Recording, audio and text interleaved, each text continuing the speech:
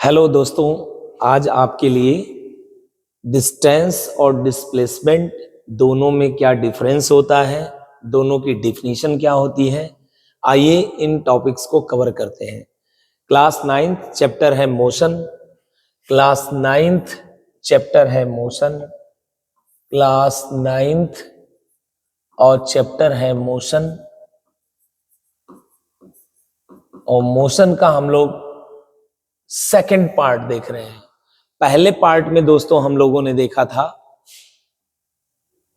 Motion और rest relative word है, absolute word नहीं है।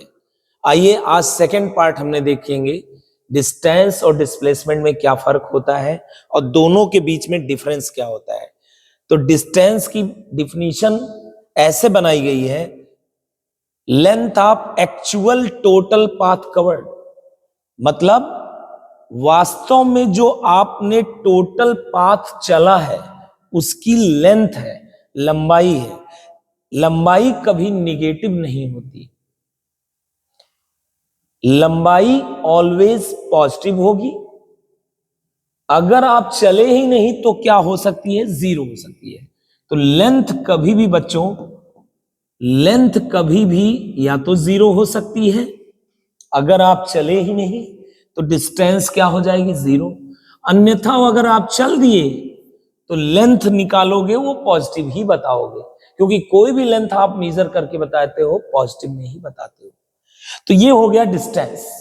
डिस्प्लेसमेंट की डिफिनीशन क्या है, ये शॉर्टेस्ट पाथ बनाना होगा आपको इनिशियल और फाइनल पॉइंट के बीच का, उसी को कहते हैं डिस्प्लेसमेंट। डिस्प्लेसमेंट में आपको ड्रॉ करना होगा, ध्यान सुनिए, ड्रॉ करना होगा इनिशियल से फाइनल पॉइंट की ओर एक लाइन ड्रॉ करना होगा। उसी पाथ को क्या कहते हैं, पाथ को कहते हैं डिस्प्लेसमेंट। और शॉर्टेस्ट पाथ की जो लेंथ होगी वो वैल्यू होगी डिस्प्लेसमेंट की, याद रखिएगा।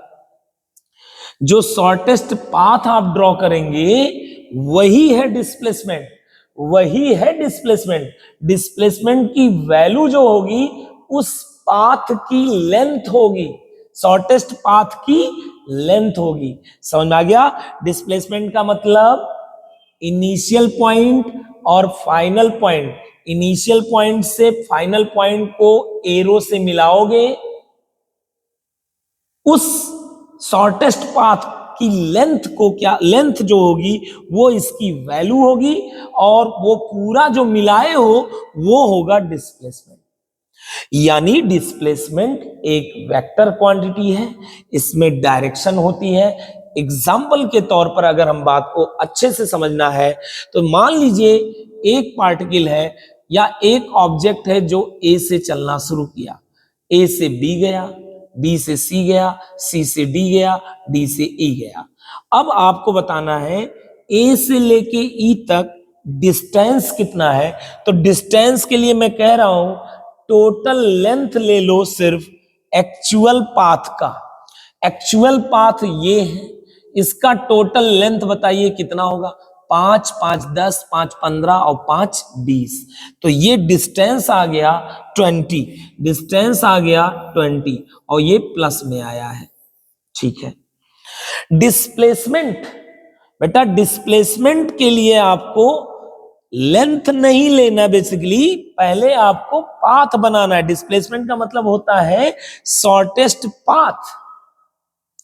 शॉर्टेस्ट पाथ कहां से कहां बनाना है, इनिशियल पॉइंट से फाइनल पॉइंट की ओर एक लाइन, एक वेक्टर ड्रॉ करना है, एक एरो ड्रॉ करना है, कुछ इस तरह से। यहां से यहां की ओर एरो आपको ड्रॉ करना है, ये एरो ही कहलाएगा डिस्प्लेसमेंट। डिस्प्लेसमेंट क्या है, शॉर्टेस्ट पाथ है, पाथ बनाना है, वो पाथ है डिस्प्लेसमेंट। और डिस्प्लेसमेंट की वैल्यू क्या होगी, इसकी लेंथ होगी। समझ आ गया?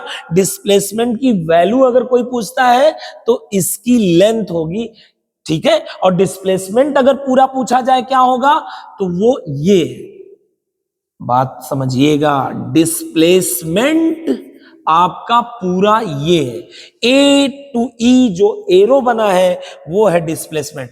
तो यहां डिस्प्लेसमेंट क्या है? डिस्प्लेसमेंट अगर कोई पूछे क्या है तो डिस्प्लेसमेंट है ए से लेके ई तक का वेक्टर।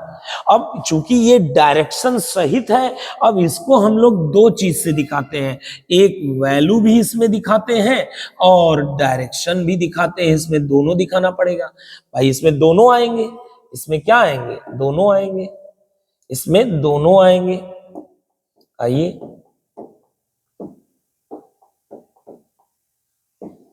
हाँ, इसमें वैल्यू भी दिखाएंगे और डायरेक्शन दोनों ही दिखाएंगे। तो बताइए डिस्प्लेसमेंट क्या है? शॉर्टेस्ट पाथ है, इनिशियल पॉइंट से कहां तक ज्वाइन करना है? फाइनल पॉइंट तक। जो ये पाथ बना है वही एई वेक्टर है डिस्प्लेसमेंट। समझ आ गया? और बेटा इसमें दो चीजें हैं, इसमें केवल वैल्यू नहीं होता डिस्प्लेसमेंट में, अलर्ट हो जाइए, इसमें वैल्यू भी है, लेंथ भी है और डायरेक्शन भी है।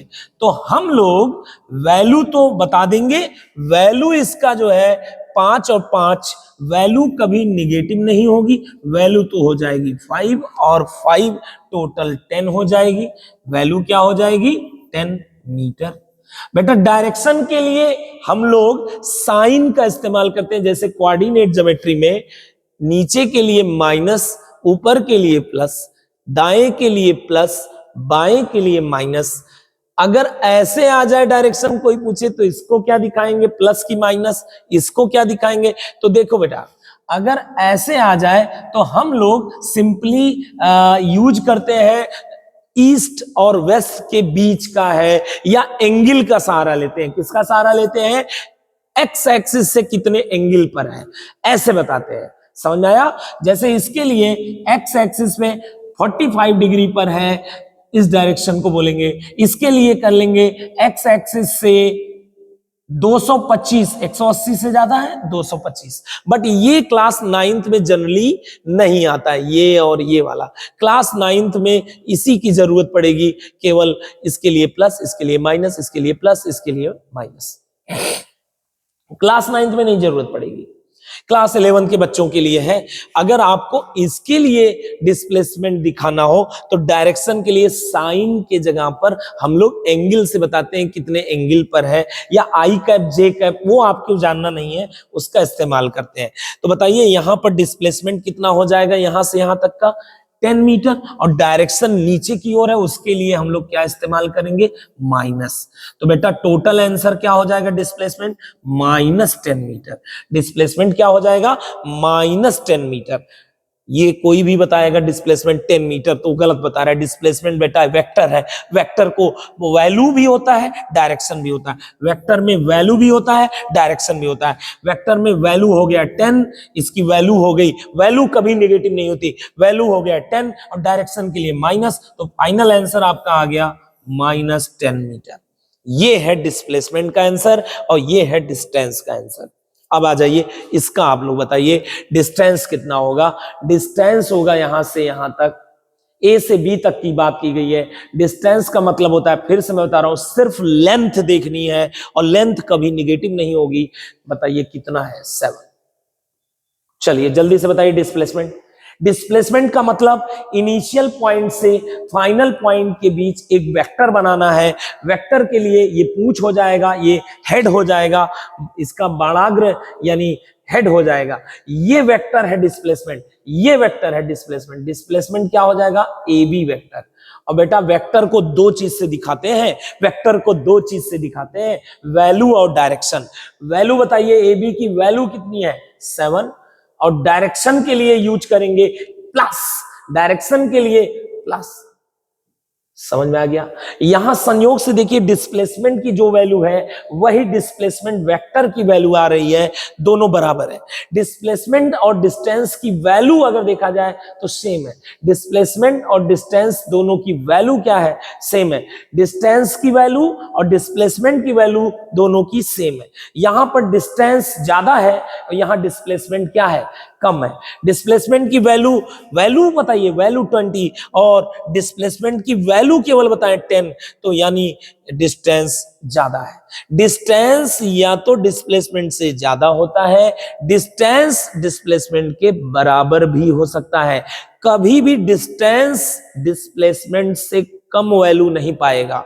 डिस्टेंस की वैल्यू डिस्प्लेसमेंट की वैल्यू के बराबर हो सकती है, या डिस्टेंस की वैल्यू डिस्प्लेसमेंट की वैल्यू से ज्यादा हो सकती है। डिस्टेंस ज्यादा ही होगा या बराबर होगा, कम नहीं होगा। आइए इसमें डिस्टेंस की वैल्यू सिर्फ पाथ लेंथ बताइए, एक्चुअल पाथ की लेंथ P से Q तक का 12। देखो यहां डिस्टेंस 12 है, डिस्प्लेसमेंट निकालो। डिस्प्लेसमेंट बता वेक्टर होता है, इनिशियल पॉइंट P है, Q तक गया है, तो डिस्प्लेसमेंट है PQ वेक्टर। और वेक्टर को दो चीज से दिखाते हैं, फिर मैं कह रहा हूं वैल्यू और डायरेक्शन। डिस्प्लेसमेंट की वैल्यू मतलब इसकी लेंथ कितनी है, वो 12 मीटर, और डायरेक्शन इधर है, माइनस हो जाएगा इसके लिए, तो डिस्प्लेसमेंट हो जाएगा -12 मीटर। समझ में आ गया। यहां इस केस में देखो डिस्टेंस और डिस्प्लेसमेंट दोनों की वैल्यू 12 और 12, वैल्यू का मतलब निगेटिव साइन छोड़ देना है, वैल्यू या मैग्नीट्यूड की बात कर रहे हैं। मैग्नीट्यूड दोनों का 12 सेम है। समझ में आ गया, दोनों का मैग्नीट्यूड सेम है। डिस्टेंस का मैग्नीट्यूड डिस्प्लेसमेंट के बराबर, डिस्टेंस का मैग्नीट्यूड डिस्प्लेसमेंट के मैग्नीट्यूड के बराबर, डिस्टेंस का मैग्नीट्यूड डिस्प्लेसमेंट के मैग्नीट्यूड के बराबर, डिस्टेंस का मैग्नीट्यूड डिस्प्लेसमेंट के मैग्नीट्यूड या वैल्यू से ज्यादा है।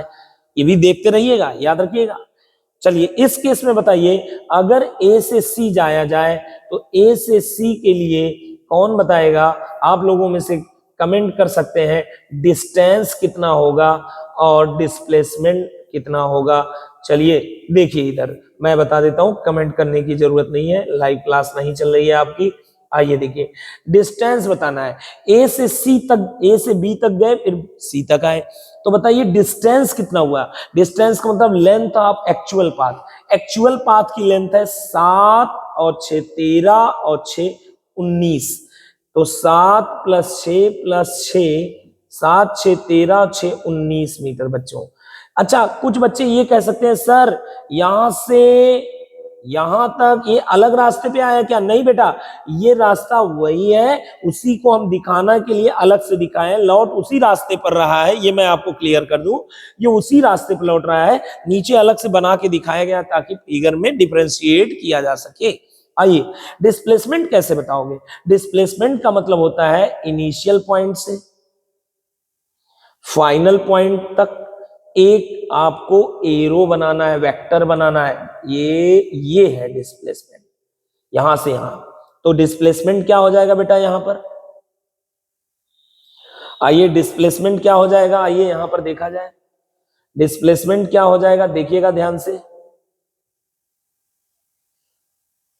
चलिए बताइए डिस्प्लेसमेंट क्या हो जाएगा। अगर यहां डिस्प्लेसमेंट पूछा जाए तो हमारा डिस्प्लेसमेंट, एक काम करते हैं थोड़ा सा, चलिए ये आपको दिख भी रहा हो, ठीक है। डिस्प्लेसमेंट बताइए, ए से सी तक का डिस्प्लेसमेंट। ए से सी तक का डिस्प्लेसमेंट के लिए इनिशियल पॉइंट ए से सी तक को एक वेक्टर से ज्वाइन कर देंगे, ए से सी की ओर। अब तो डिस्प्लेसमेंट हो जाएगा ए सी वेक्टर, और वेक्टर को दो चीज से दिखाते हैं, मैग्नीट्यूड और डायरेक्शन। मैग्नीट्यूड यानी वैल्यू कभी निगेटिव नहीं होती। चलो बेटा मैग्नीट्यूड बताओ, इसकी लेंथ 7 मीटर, बट डायरेक्शन भी दिखाना है, डायरेक्शन के लिए इधर वाला प्लस, तो ये हो गया डिस्प्लेसमेंट। गौर से देखिए, डिस्टेंस अभी भी ज्यादा है डिस्प्लेसमेंट से। डिस्टेंस की मैग्नीट्यूड डिस्प्लेसमेंट के मैग्नीट्यूड के बराबर है, डिस्टेंस का मैग्नीट्यूड डिस्प्लेसमेंट के मैग्नीट्यूड से ज्यादा है। बात समझ में आ रहा है? अब आ जाइए आगे। इस केस में पूछा है जब A से B तक जाया जाएगा, आधे चक्कर में कितना डिस्टेंस कवर होगा और डिस्प्लेसमेंट कितना कवर होगा, दोनों बताना है, जबकि रेडियस दे देते हैं 14 मीटर। चलिए बताइए कैसे निकालेंगे। बेटा देखो, पहले एक पूरे राउंड में सरकमफेरेंस कितना होगा वो बताइए। पूरे राउंड की लेंथ होती है 2πr, जहां r क्या है? रेडियस। तो निकाल लीजिए पूरा एक राउंड कितना होगा लेंथ। 2 को 2, पाई की वैल्यू 22/7, रेडियस की वैल्यू बेटा कितना है? रेडियस की वैल्यू है 14, रेडियस की वैल्यू कितनी है? 14। सॉल्व कीजिए से, ये हो जाएगा 2 और ये हो जाएगा 88 मीटर। कितने मीटर? 88 मीटर। समझ में आ गया? यहां तक की बातें क्लियर है? यहां से यहां तक की टोटल लेंथ कितना है? 88। बट डिस्टेंस बताना है, एक्चुअल पाथ लेंथ ए से बी तक का बताना है, तो ये पूरा 88 है, तो आधा कितना लेंथ होगा? आधा हो जाएगा 88 का हाफ, यानी 44 मीटर। आइए डिस्प्लेसमेंट के लिए क्या करते हैं, मैंने आपको बता रखा है। डिस्प्लेसमेंट के लिए बच्चों क्या करते हैं, इनिशियल पॉइंट से फाइनल पॉइंट तक एक वेक्टर बना देते हैं। यही वेक्टर होता है, यही शॉर्टेस्ट पाथ होता है डिस्प्लेसमेंट। तो डिस्प्लेसमेंट हो जाएगा एक वेक्टर क्वांटिटी है, जो कि हो जाएगा ए से बी तक का वेक्टर, ए से बी तक का वेक्टर। और वेक्टर में दो चीजें होती हैं, क्या क्या? वैल्यू और डायरेक्शन, मैग्नीट्यूड और डायरेक्शन। मैग्नीट्यूड बताओ इसकी लेंथ, ये तो 14 ही है, और डायरेक्शन के लिए माइनस इस्तेमाल कर लेंगे, तो डिस्प्लेसमेंट हो गया -14 मीटर। आगे चलते हैं इस क्वेश्चन के लिए। इस क्वेश्चन में ए से पूरा राउंड लेकर ए तक आ गया, ए टू ए का डिस्टेंस बताना है। तो बेटा पूरे राउंड में टोटल पाथ लेंथ कितनी होगी? एक्चुअल पाथ जिस पर वो चला है वो है 88 मीटर। अब आ जाइए डिस्प्लेसमेंट कैसे बनाते हैं। फिर से मैं आपको बता दूं, डिस्प्लेसमेंट का मतलब इनिशियल पॉइंट से फाइनल पॉइंट यही है, इनिशियल भी यही है, यही आ गया है ए टू ए में, तो यहां से यहां को ज्वाइन कर दो, तो एक वेक्टर बनेगा, उसकी नाम क्या होगा? ए वेक्टर। क्या नाम होगा उसका? ए से ए तक का वेक्टर, ए से ए तक का वेक्टर। और बेटा उसका वेक्टर में दो चीजें होती है, मैग्नीट्यूड और डायरेक्शन। मैग्नीट्यूड तो उसकी लेंथ 0 होगी और डायरेक्शन उसकी बताई ही नहीं जा सकती, तो यहां पर सिर्फ 0 रहेगा। 0 ना तो पॉजिटिव होता है ना तो निगेटिव होता है, सिर्फ 0 लिख के छोड़ देना है। ठीक है, अब आइए यहां पर डिस्टेंस बताइए। ए से सी में, ए से बी गया, बी से सी गया, डिस्टेंस बताइए। और हम ये दे देते हैं 7, और यहां से यहां तक 7 है, और यहां से लेके यहां तक की लेंथ है 6। अब बताइए डिस्टेंस क्या हो जाएगा? 7 + 6। डिस्टेंस का मतलब एक्चुअल पाथ लेंथ, टोटल कितना हो जाएगा? 19 मीटर। और डिस्प्लेसमेंट कितना हो जाएगा बेटा? और फिर मैं इसमें फिर क्लियर कर दूं दोस्तों, ये उसी लाइन पर लौट रहा है, बल्कि नीचे हमने दिखा दिया, भले ही ये उसी लाइन पर लौट रहा है। तो बताओ डिस्प्लेसमेंट कितना हो जाएगा? यहां से सी तक का एक डिस्प्लेसमेंट का मतलब, डिस्प्लेसमेंट का मतलब होता है इनिशियल पॉइंट से फाइनल पॉइंट तक एक वेक्टर बना दीजिए, यही है डिस्प्लेसमेंट। नाम क्या हो जाएगा इसका? AC vector. नाम क्या हो जाएगा? AC vector. और फिर से बताइए, वेक्टर में दो चीजें होती हैं, मैग्नीट्यूड और डायरेक्शन। मैग्नीट्यूड मतलब इसका लेंथ तो 6 है और डायरेक्शन इधर है, उसके लिए हो गया माइनस साइन, तो -6 मीटर। डिस्प्लेसमेंट मतलब एसी वेक्टर, और एसी वेक्टर कितना है? -6 मीटर। अगर आप चाहे तो इसे ऐसे भी दिखा सकते हैं, 6 मीटर वेस्ट की ओर। किसकी ओर? वेस्ट की ओर। ये लिखो या ये लिखो बच्चा, दोनों ही सही है। अब आ जाइए, इसमें आपको डिस्टेंस और डिस्प्लेसमेंट बताना है, जबकि ए से बी तक गए हैं। ए से बी तक के लिए, कहां से कहां तक के लिए बच्चों? ए से बी तक के लिए डिस्टेंस और डिस्प्लेसमेंट बताना है। देखो, ए डिस्टेंस का मतलब टोटल पाथ लेंथ ए से बी तक का, 3 और 4 मिलके कितना हो जाएगा? 7 मीटर। डिस्टेंस का मतलब actual path length total count कर लो। डिस्प्लेसमेंट का मतलब वेक्टर बनाना है, कहां से कहां तक के लिए वेक्टर बनाना है दोस्तों? कहां से कहां तक के लिए वेक्टर बनाना है? इनिशियल पॉइंट से फाइनल पॉइंट तक का एक वेक्टर बनाना है। यानी हमें डिस्प्लेसमेंट माने क्या हो गया? ए बी वेक्टर हो गया, ये बताना है। अब बेटा ए बी वेक्टर बताने के लिए दो चीज, मैग्नीट्यूड और प्लस डायरेक्शन। मैग्नीट्यूड और प्लस डायरेक्शन दोनों चीजें आपको बतानी है। तो क्लास 9 में हालांकि ये वाला क्वेश्चन दे दें तो आप केवल मैग्नीट्यूड बता दीजिएगा, डायरेक्शन यहाँ पे लोग नहीं बताते, लेकिन बताना चाहिए। देखिए बताने का तरीका क्या है। मैग्नीट्यूड अगर बताना है तो इसकी लेंथ पहले निकालनी पड़ेगी। इसकी लेंथ निकालने के लिए हम, ये राइट एंगल ट्रायंगल है, राइट एंगल में ये बन जाएगा बेस और ये बन जाएगा परपेंडिकुलर, और ये बन जाएगा हाइपोटेनियस कर्ण, ये आधार ये लंब। बेटा ये पहले पूरब गया फिर उत्तर की ओर गया, अब आपको बताना है कितना ये है डिस्प्लेसमेंट की लेंथ, ये बताना है मैग्नीट्यूड और डायरेक्शन। मैग्नीट्यूड निकालने के लिए पाइथागोरस इस्तेमाल करेंगे। हाइपोटेनियस का स्क्वायर कर्ण का वर्ग बराबर होता है, कर्ण का वर्ग बराबर होता है आधार का वर्ग धन लंब का वर्ग, बेस का स्क्वायर प्लस परपेंडिकुलर का स्क्वायर, बेस है 3 तो 3 का स्क्वायर 3 का स्क्वायर प्लस परपेंडिकुलर कितना है 4 तो 4 का स्क्वायर 3 का स्क्वायर 9 4 का स्क्वायर 16, ये आ जाएगा 25। कितना आ जाएगा ये 25। और इधर क्या है बेटा H square H square H square, square उधर जाएगा तो अंडर रूट हो जाएगा और 25 का अंडर रूट 5, यानी h कितना आ गया 5, यानी इसका मैग्नीट्यूड कितना आ गया 5। मैग्नीट्यूड ऑलवेज पॉजिटिव होता है। डायरेक्शन अब कैसे बताओगे बेटा, इसमें इसको प्लस नहीं कह सकते माइनस नहीं कह सकते, इसके लिए अब इस केस में हम ईस्ट डायरेक्शन से एंगल बता देते हैं, या यहां पर क्लास 9 देखो एक्चुअल एंगल हम निकाल सकते हैं, ये कितना होगा वो आपको नहीं जानना है क्लास 9th में, लेकिन क्लास 9th में अगर बताना ही हो तो यहां डायरेक्शन बता सकते हैं ईस्ट और नॉर्थ के बीच में, बीचों बीच भी नहीं है, ईस्ट नॉर्थ लिख लीजिए, यहां पर लिख देंगे east north, east north. Magnitude displacement का 5, ईस्ट नॉर्थ, ईस्ट और नॉर्थ के ये अंदर है, समझ में आया? ऐसा लिख के आप चल सकते हैं। आप आगे क्लास 11 में देखेंगे ये एंगल निकाला जा सकता है, ये एंगल आ जाएगा, ये एंगल निकालने के लिए हम लोग ट्रिग्नोमेट्री का इस्तेमाल करते हैं। तो चलिए अब आ जाते हैं आगे, जरा ध्यान से देखिएगा। डिस्टेंस और डिस्प्लेसमेंट में अभी तक आपने जो सीखा है बताइए क्या डिफरेंस है। डिस्टेंस बेटा डेफिनेशन है इसकी length of actual path travel, जो उसने एक्चुअल में चला है उस पाथ का लेंथ है। Displacement it is a path है, शॉर्टेस्ट पाथ जो इनिशियल पॉइंट से फाइनल पॉइंट की ओर बनाया जाता है, वो वेक्टर है, ठीक है, वो पाथ है, वो है पूरा डिस्प्लेसमेंट। शॉर्टेस्ट पाथ जो ड्रॉ करोगे from initial point two final point.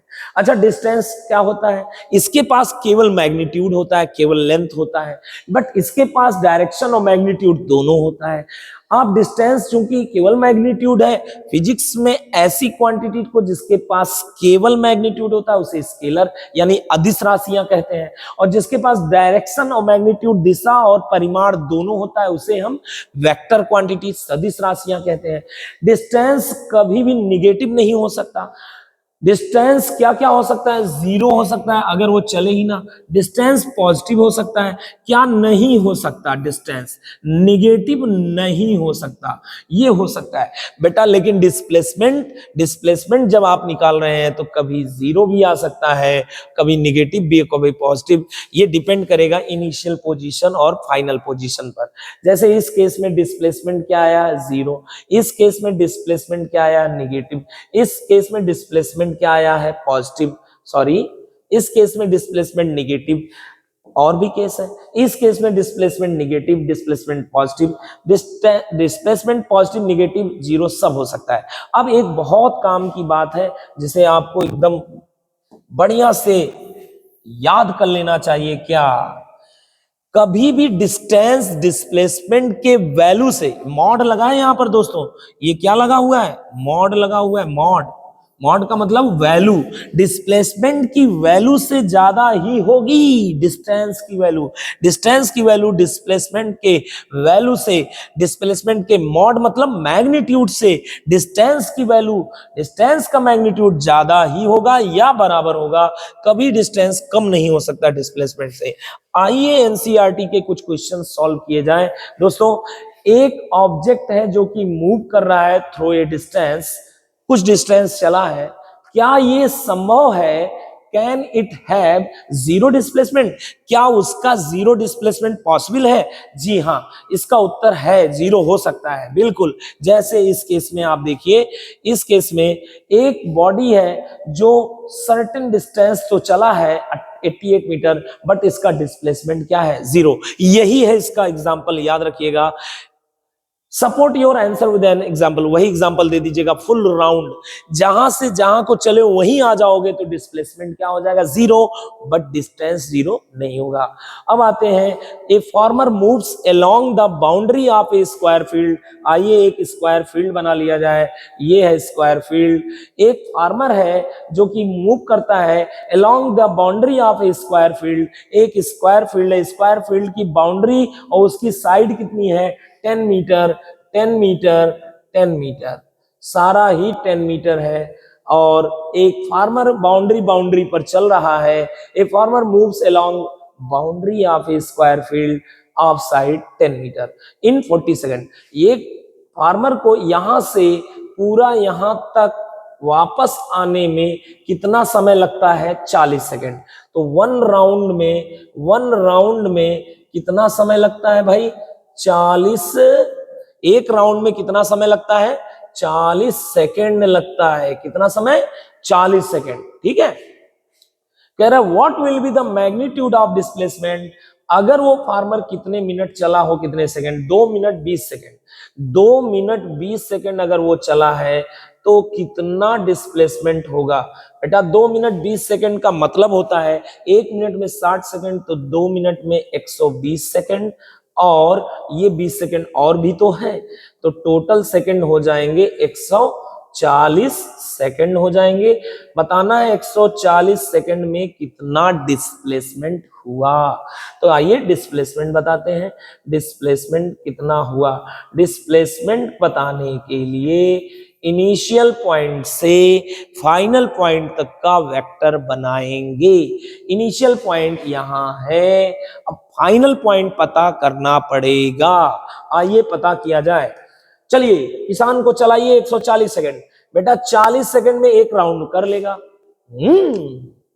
एक राउंड हो गया 40 सेकेंड, एक राउंड और हो गया, फिर से 40 सेकेंड खत्म हो गया, एक राउंड और हो गया, फिर से 40 सेकेंड खत्म हो गया। बेटा 120 सेकेंड ओवर हो गया 3 राउंड में, 120 सेकेंड ओवर हो गया, टोटल 120 सेकेंड हो गए। आपको 140 सेकेंड चलाना है। 120 सेकेंड बाद वो यहां होगा, ये तो कंफर्म है। 120 सेकेंड बाद वो यहां होगा। 140 सेकेंड चलाना माने 20 सेकेंड और यहां से यहां तक एक राउंड में कितना लगता है, 40 सेकेंड। तो 20 सेकेंड ही चलना है, 20 में आधा चलेगा। बेटा एक राउंड में 40 सेकेंड लगता है, तो 20 सेकेंड में कितना चलेगा, आधा राउंड। यानी ये यहां तक ही पहुंच पाएगा, 140 सेकेंड में यहां पर वो होगा। अब आपको क्या बताना है, डिस्प्लेसमेंट। डिस्प्लेसमेंट कैसे बताएंगे, इनिशियल पॉइंट से फाइनल पॉइंट के बीच में एक वेक्टर बना देंगे। ये वेक्टर, यही वेक्टर है A B, vector A B, यही है डिस्प्लेसमेंट। तो आइए बेटा डिस्प्लेसमेंट बताना है, तो इसके लिए दो चीज, मैग्नीट्यूड बताएंगे और डायरेक्शन बताएंगे।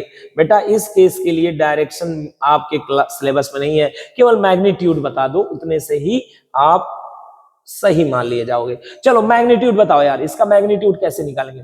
वही स्क्वायर में ये एंगल कितना होता है, 90 डिग्री। ये कैसे निकालोगे, ये हाइपोटेनियस हो गया, 90 के सामने वाला कर्ण होता है हाइपोटेनियस, और ये बेस मान लो, और ये क्या मान लो, परपेंडिकुलर मान लो, लंब मान लो। ये आधार हो गया, ये कर्ण हो गया।